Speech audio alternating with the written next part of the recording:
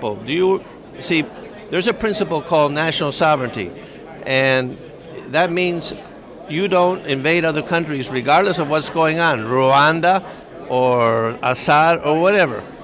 You disagree. You think that each country should make a determination about whether the threshold of violation of human rights has been surpassed, and if they conclude that it has, then they invade. So, for example, Russia thought that the threshold had been passed in that part of Ukraine that they took over, because they thought that the citizens that had alliances with Russia or felt loyalty to Russia were being abused, so they got involved.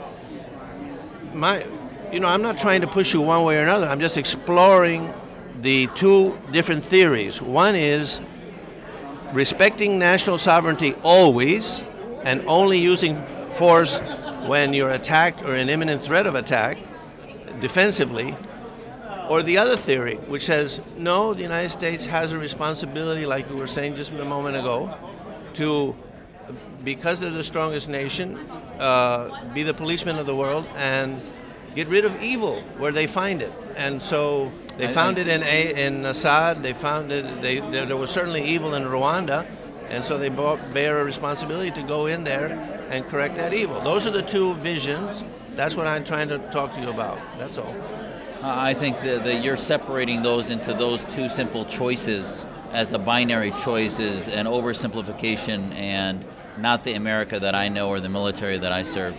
I think that the bottom line is that to say that national sovereignty is some kind of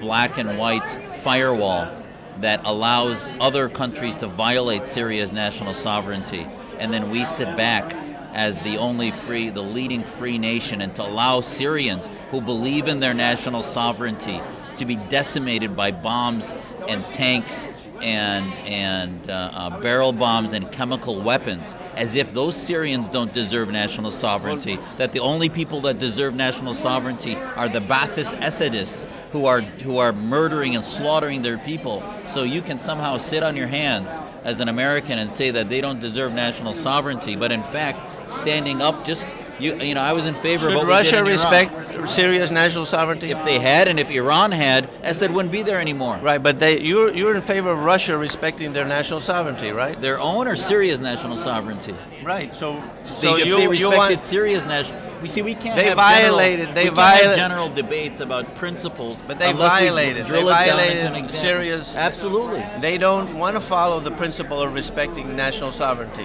If Syria had remained a civil war, you and I never asked for American intervention until we realized that the Saudis and the Qataris and the Russians were creating a cataclysmic conflict in Syria that wasn't paying attention to those who wanted to be free. Yeah, so none of for those America countries to sit that none out, of those countries are following the principle of respecting the national sovereignty of Syria.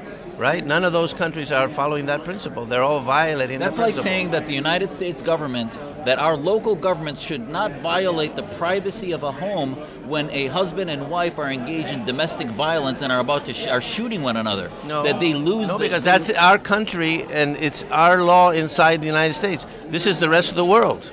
It's so not. if Russia violates the sovereignty of Syria, They Iran violated violates violated the sovereignty of then Ukraine. we just sort of watch that What did entire the part of the world disappear? What they violated the sovereignty of Ukraine. What did the United States do?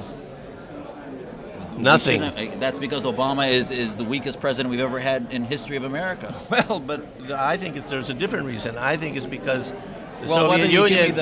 Soviet Union has 12,000 nuclear. nuclear. Obama answer or the Rand Paul No, no, answer. The bottom line is that it means that America does nothing to prevent evil, and we sit back until they come to our shores. So is that what you're saying? So either you respect the national sovereignty of other countries and you believe that principle should be applied It doesn't always, mean we reject national sovereignty. Or you shouldn't. Your acceptance of national sovereignty is a surrender. You're using George Washington's principles on a planet that is driven now by so many different factors Absolutely that right. you I'm are using completely George naive. Washington Exactly. The principles. world is not 1776 anymore.